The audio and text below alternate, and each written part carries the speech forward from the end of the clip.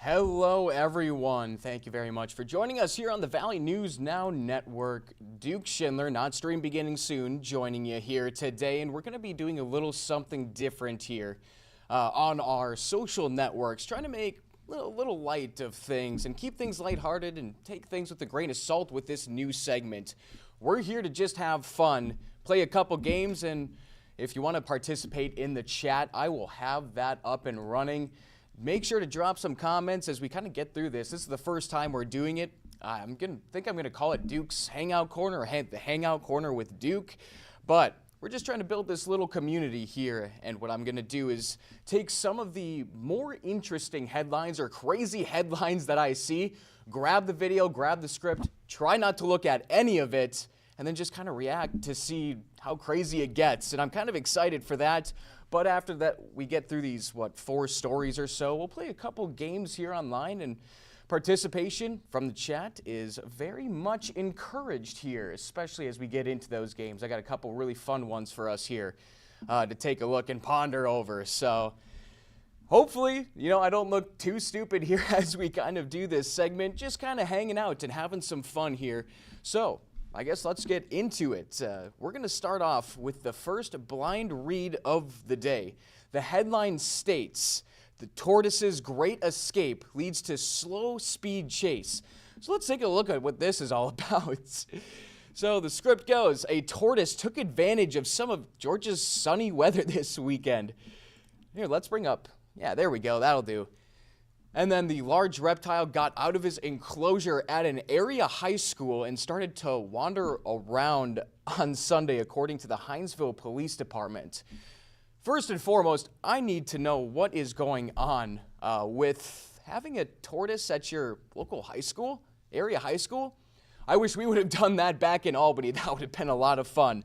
Now, residents of the area spotted this tortoise and called the authorities. Now, on top of that, if you just saw, look at that tortoise too. That's a pretty big dude. If you saw that outside of your home or just on a walk, how are you going to be reacting to this? Because I wouldn't even know. I guess I'd call the authorities, but I think I'd just be so shell-shocked, I'd probably just whip out my phone and do a Snapchat and send it to all my friends. Now, police, they were eventually able to lift the tortoise and take it back to its home. Cannot imagine how much that tortoise weighs. That is a big, big, big dude. Let me try to loop this video here as well, just so we got it. All right, keeping things moving. Officers did joke that this escaped attempt resulted in an impromptu exercise workout. I'm definitely sure about that, especially with an animal as fast moving as a tortoise. All right, that was pretty good. I like that one. I wish we knew it got the name of that tortoise, too. That would have been awesome. All right, let's move on. As another really interesting one we have here. Let me get that pulled up, ready to rock, because a new study shows foodies have existed long before the days of celebrity chefs. This next story is called Find Out What the Stone Age Cooks Had on the Menu. This doesn't look too appetizing here, but let's dive into what this is all about. Researchers looked at burnt remnants found in pots from up to 8,000 years ago. Now, they found Europeans from the Stone Age. They used a variety of roots, fruits, and berries in their cooking. I gotta assume so. Then previously, scientists concentrated on fatty residue that was left on the cookware. That also gave them a good sense of what meats were used, but not other ingredients, apparently. The study's authors say the new analysis shows Stone Age cooks combined ingredients in a remarkably selective way. So these people were trying to be the Gordon Ramsay here, it sounds like, really mixing and matching here. They also found recipes that varied from region to region, even though the ingredients were the same. Or available, I should say. Now, that shows people in different regions had different taste preferences. And I think that still reigns true today as, well, there's so many different kinds of food out there at this time. So We'll keep moving on here. That was an okay one. I was trying to see if I was hoping there'd be some sort of recipes, dishes of sorts, figuring out what those exactly were. All right, then moving on here. Up next, this is one I think I'm gonna love, and I think you guys will too. This one is called Not Your Average Boat. Now, I believe it's something to do with converting a boat to a car, but let's take a look, because this seems to be right up my alley. It doesn't float, but it definitely makes waves. And yes, it drives. Owner Josh Bond has worked in the marine industry for more than 30 years, but this was just an idea. All right. First and foremost, the way that actually looks like a classic like 60s, 70s Impala right here with that little rear view mirror. No, that is a boat we're looking at apparently. I already love this dude. That is for sure. All right, let's keep things moving. Until it actually worked. I don't know, always just something I thought would be cool, and you know, I never thought it would go as far as it has. Well, I can tell you right now, never lose sight of your dreams, folks. This guy obviously has been thinking about this for quite some time. Sometimes you just gotta go ahead and do it, and he looks really satisfied with the end result here. All right, let's keep going. My wife thought I was absolutely insane for doing it. Insane? Maybe. But sometimes the best ideas start that way. The boat keeps its original 1974 paint, and while Bond may be the captain, he says it took a crew to bring it together.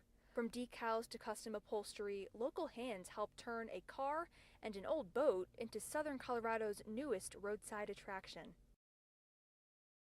So just imagine you are just having a regular Monday afternoon, and then all of a sudden you see a boat drive past you. What is your first reaction?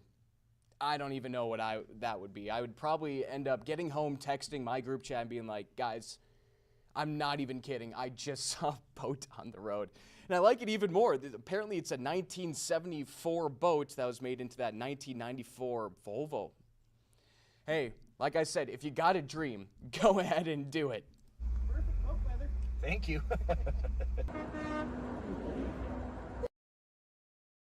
All right, we're just going to pause it there. This reporter is so lucky to be driving it. Oh my gosh, I do insane things to be in that boat. Driving, I mean, it looks like there's a Walmart kind of right behind it too as well. All right. And the reactions? That might be the best part. That is really neat. Thank you. I bet you get a lot of look. We have been. Have a good day. The most important thing that, you know, that I've noticed is just the smiles it puts on everybody's faces. You know, I mean, I didn't really, you know, expect the attention. You know, I wasn't, you know, going out for the attention. You know, like I said, I just wanted something different. Yeah, something different. I'd say it stands out just a little bit there. That's so cool. Oh my gosh. From stoplights to parking lots, drivers are doing double takes and reaching for the Well, looks like that's the end of it. Now, wow, that is gorgeous. And imagine just the car that's right behind this boat. At this point, do you think it's getting towed as a regular boat? And then all of a sudden you pass it. Well, there is a boat that's driving, apparently. All right. Very interesting there. Appreciate our people out in Colorado. Really making... I'm surprised they didn't make a TikTok out of this. You know, part one of turning into a car or a boat into a vehicle. That would have done some serious numbers, but hey, this is just as good because now I can run it. All right, we're gonna be moving on here to something that probably could drive anyone's anxiety up just a little bit. The next headline says, 19-year-old pilot makes emergency landing on road, happening in Jupiter, Florida.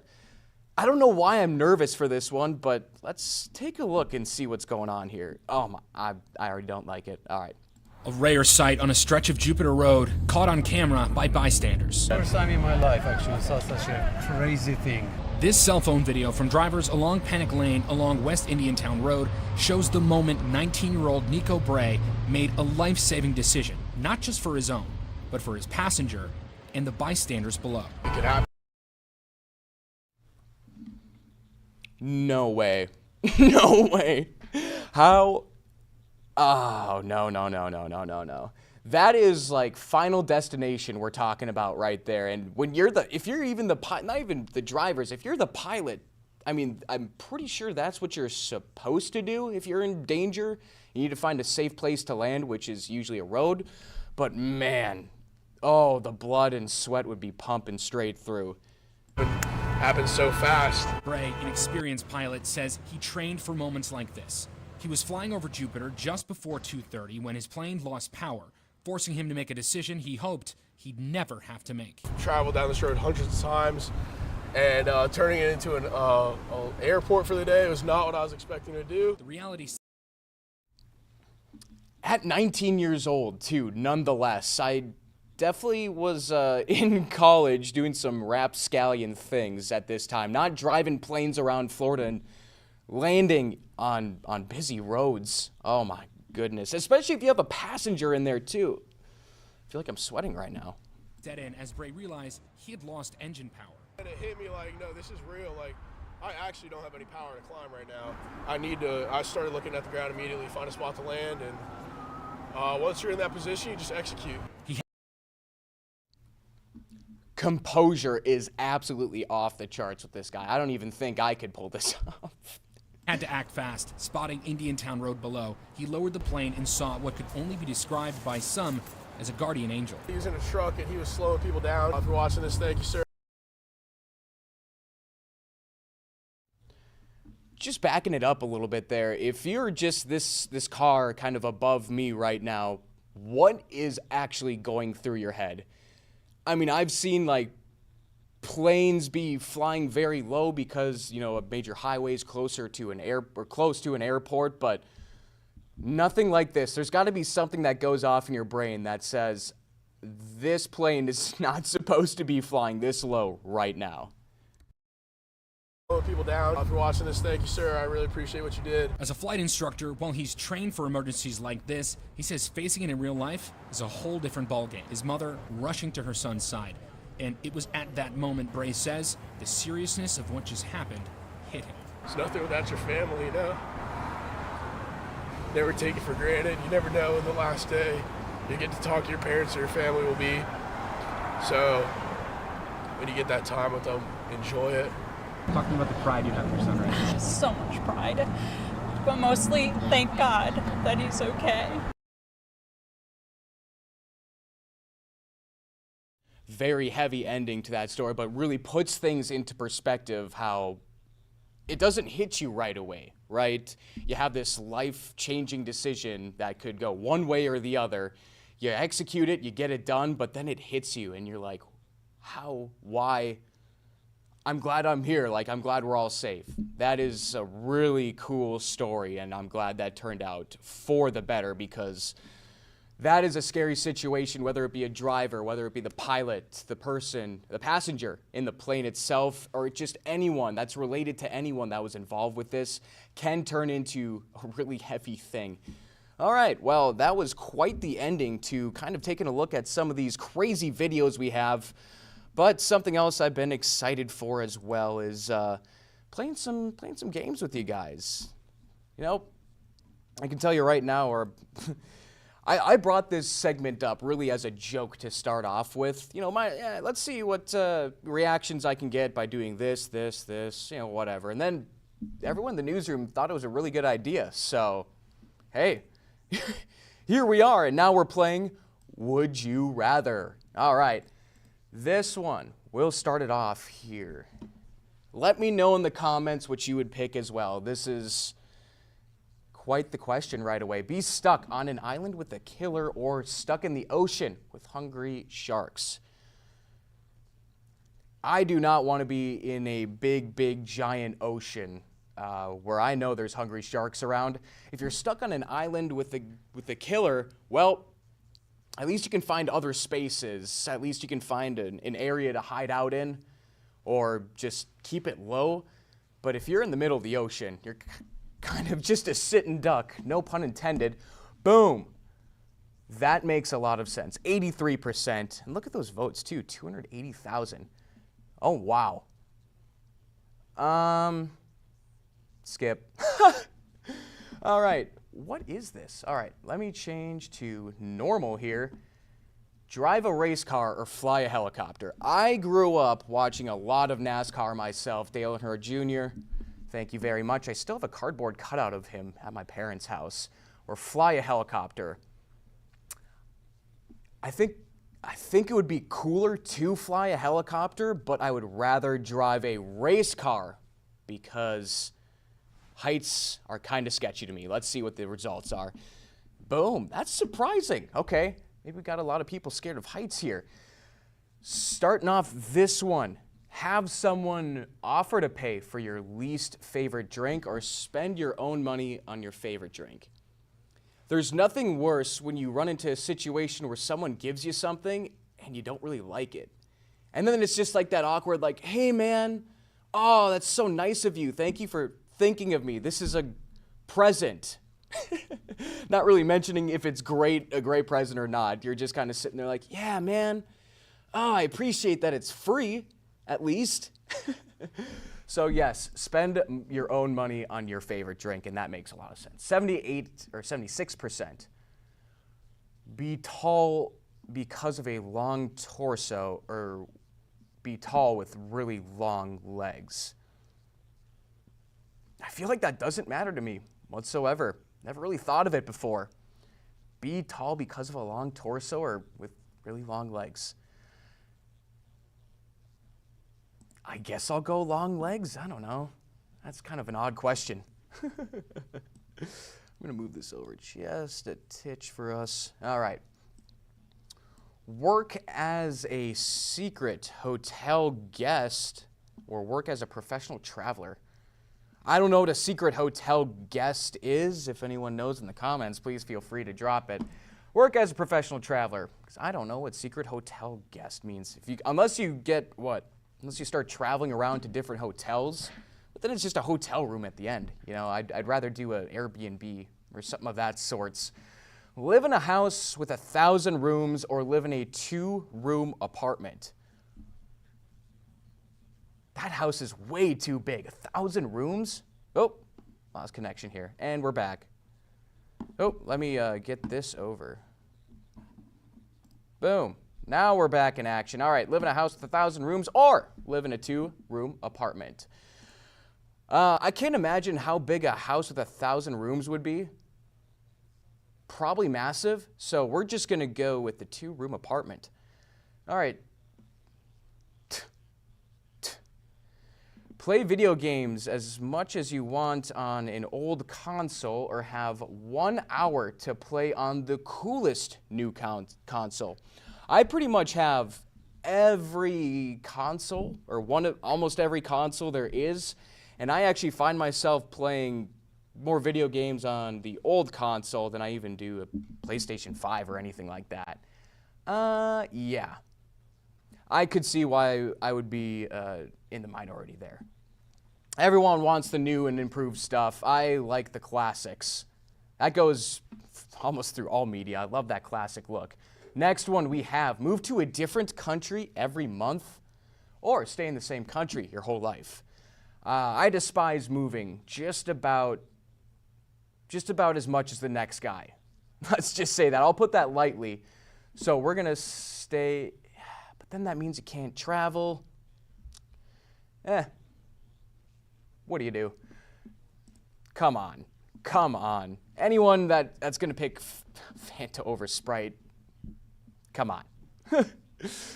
Have a giant house without a garden or a small house with a giant garden. Well, I'm not feeling like very ambitious today, and I help out my grandma quite a bit and my parents with their garden. That's a lot of work. Potato bugs, not my thing. But the fresh veggies are always there for the taking. Can make some salsa out of it, fresh stuff. Giant house. That makes sense.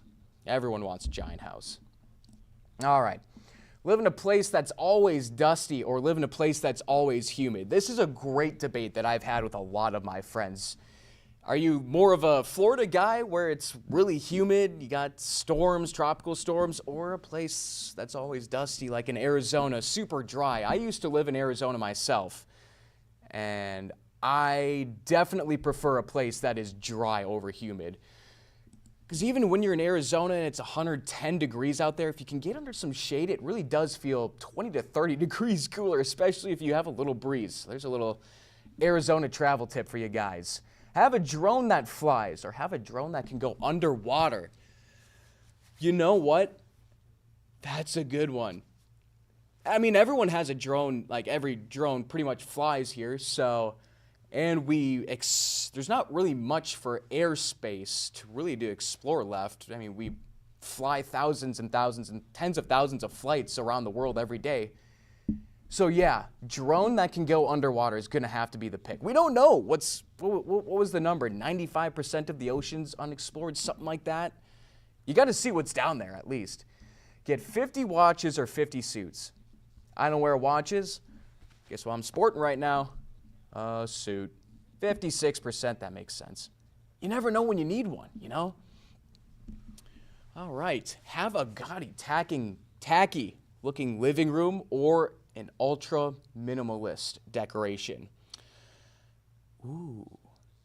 See, I'm not a fan of minimalism, I can tell you that much. I also don't go out of my way to make, the craziest looking scene in my living room either. But I do like to show kind of what I'm all about. So, yeah. If it's ultra minimalist, I mean, does it really stand out?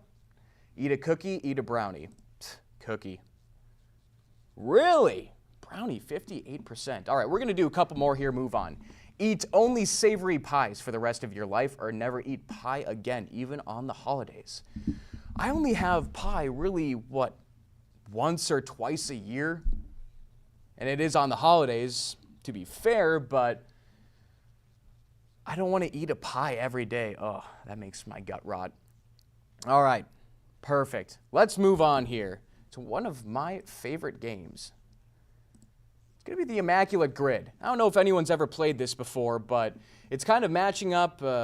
You see Oklahoma City right here, Detroit right here. In this square, you got to pick a player that's played for both teams. So Detroit Lakers, Detroit Bulls, and then Celtics, OKC, Celtics Lakers, and Celtics Bulls. So this should be a really good one. I'm just going to rip one right off the rip. Keith Bogans. Yeah, just to be fair, I've definitely played this game once or twice, and I have a vast knowledge, unnecessary knowledge of late 2000s to 2010s NBA here. All right, this is going to get tough here pretty soon. If anyone has any ideas in the chat, please let me know in the comments.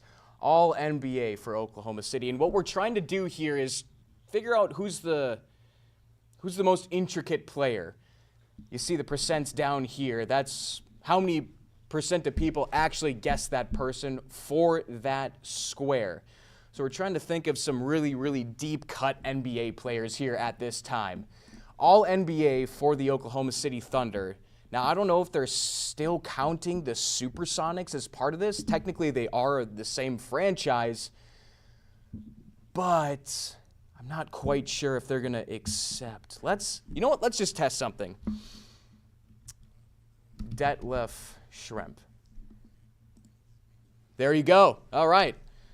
So it is including the Supersonics franchise with the Thunder. See that right there? That's a great score, 0.9%. How about that? Lakers, all NBA. I mean, there's too many to choose from.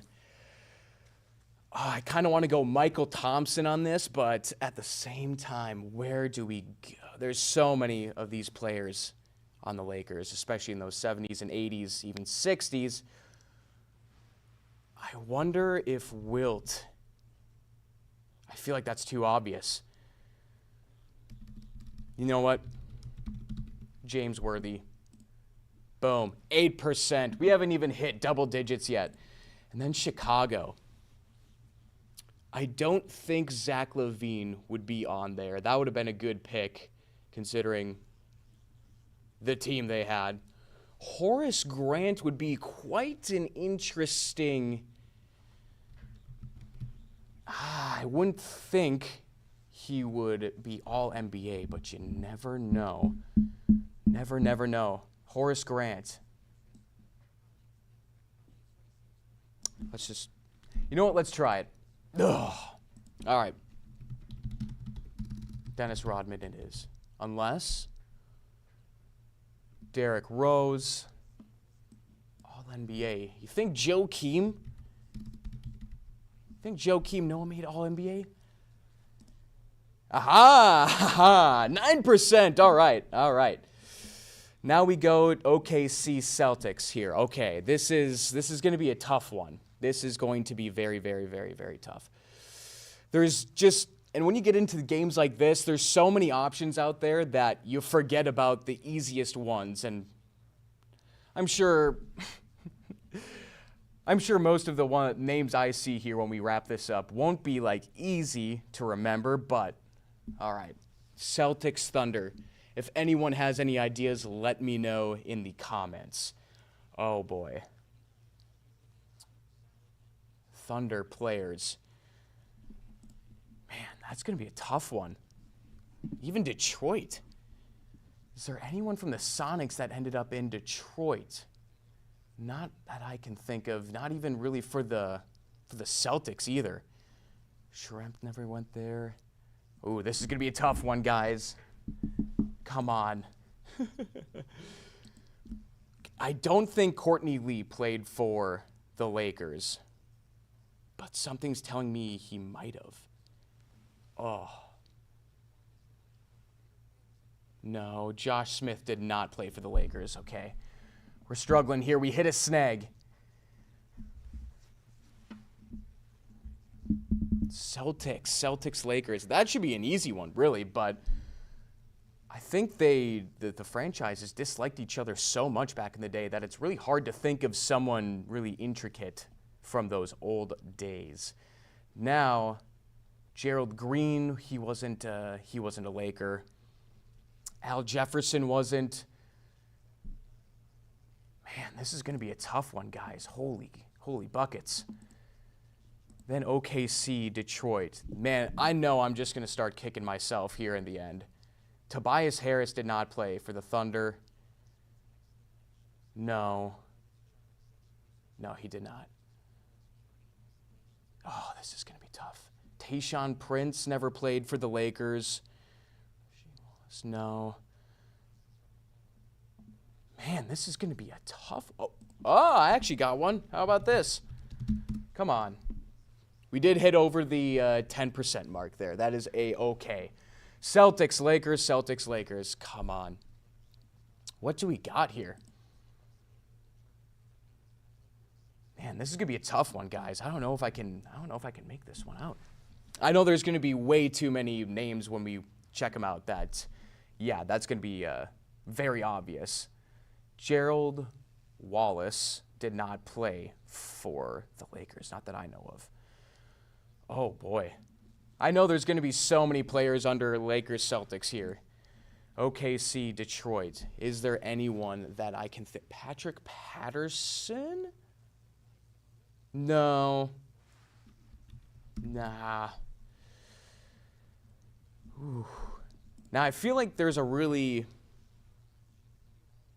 Rick Mahorn never played for the Lakers. Do we have... No, Michael Thompson, no. Oh, man. We got 3 really tough squares here. No, none of those guys. Raymond Felton. Ramon Sessions. No. Oh, my gosh. Man, this is a tough one. Raymond Felton? Do we got one? Oh, no match. All right.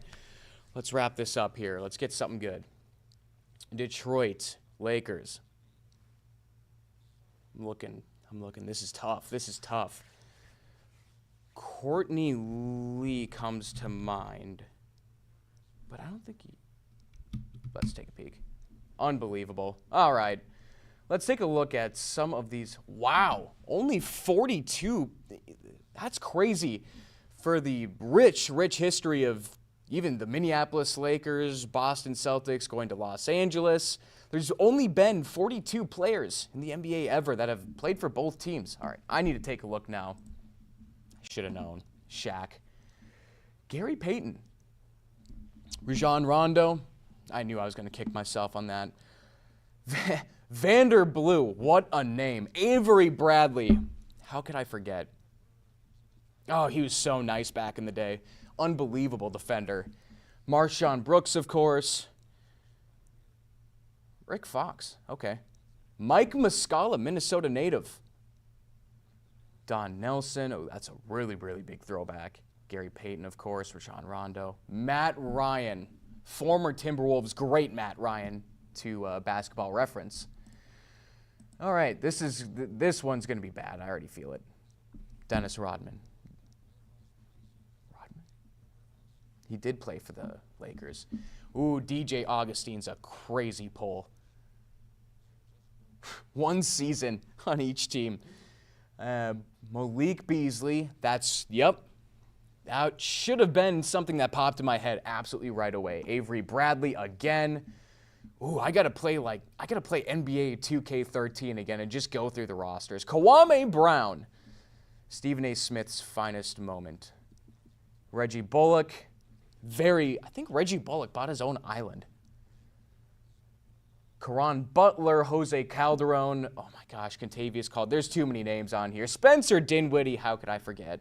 Andre Drummond, Wayne Ellington. Oh, there's so many names on there. All right. And then let's check OKC Detroit. That's right, Danilo Gallinari did play for the Thunder. I don't remember him playing for the Pistons. DJ Augustine again. I think if I ever get stuck in a snag, I'm just going to go with DJ Augustine or Caron Butler. Actually, not as many. Gerald Henderson. Really? Okay. Jeremy Grant. When did Jeremy play for the Thunder? Huh. 17 to 19. Reggie Jackson, of course. Greg Kessler. Nazim Muhammad. Oh, that is a great name to pull. He was like the last pick in your 2K drafts every year. Because he just had to fill that last center spot. Ricky Pierce. Not the Jackie Robinson we know. Joe Smith, former Timberwolves great that went very well during his tenure here. And Ersan Ilyasova, oh, beast. Cool. All right, well, we're going to wrap things up here. It's been just over a half hour. Hope you guys enjoyed this. We can keep continuing this. We can scrap it. I think it's been pretty fun so far, but let us know here what you thought about the Hangout Corner with Duke Schindler. But this has been very fun here so far. Getting a little interactive, too. Why not, right? Whenever you watch people on the news, it's very uptight. It can get very professional, I should say. So this is a nice little light-hearted segment to just have a little fun. Watch me make a fool out of myself. I mean, we all do at times. You just got to get used to it, right? But thank you very much for joining us here on the Hangout Corner with Duke Schindler. We'll catch you later.